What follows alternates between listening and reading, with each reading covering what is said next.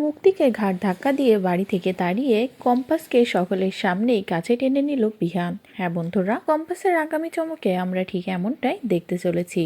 বিয়ের পর থেকেই কম্পাসের প্রতি একটা দুর্বলতা ছিল বিহানের, যে যতই কিছু বলুক না কেন কম্পাসকে কোনোভাবেই ছাড়তে পারেনি বিহান। কিন্তু কারোর সামনে প্রকাশে আসেনি বিহান যে কম্পাসের প্রতি সে দুর্বল। তবে ঋতুজা এটা ঠিকই বুঝতে পেরেছিল।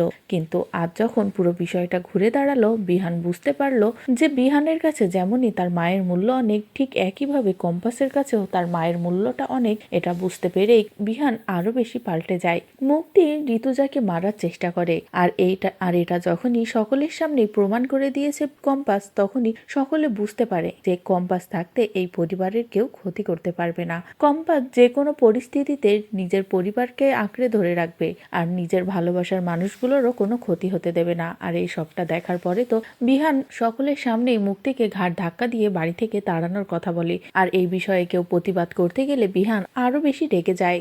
এক পর্যায়ে এসে তো বিহান কারোর কোনো বাধা না মেনে মুক্তিকে বাড়ি থেকে তাড়িয়ে দেয় আর কম্পাসকে কাছে টেনে নেয়। বিহান বলে, আমি তোমাকে ভুল ভেবেছিলাম, কিন্তু আজ আমি বুঝতে পেরেছি যে তোমার কাছে আমার পরিবার, আমার মা, আমি কতটা মূল্যবান। আর এটা বুঝতে পেরেই আমি তোমাকে সসম্মান দিতে চাই, যে সম্মানটা হয়তো আরো আগে তোমার দেওয়া উচিত ছিল। বলেই কম্পাসকে কাছে টেনে নেয় বিহান, যেটা দেখে তো ঋতুজা খুশি হয়ে যায়। অন্যদিকে মুক্তি কাঁদতে কাঁদতে বাড়ি থেকে বেরিয়ে যায়। তো বন্ধুরা, এবার যদি সকলের সামনে এইভাবেই মুক্তিকে ঘাড় ধাক্কা দিয়ে বাড়ি থেকে তাড়িয়ে দেয় বিহান আর কম্পাসকে কাছে টেনে নেয়, তাহলে সেটা দেখতে তোমাদের ঠিক কেমন লাগবে কমেন্ট করে জানাও। পরবর্তী আপডেট পেতে চ্যানেলটি সাবস্ক্রাইব করো।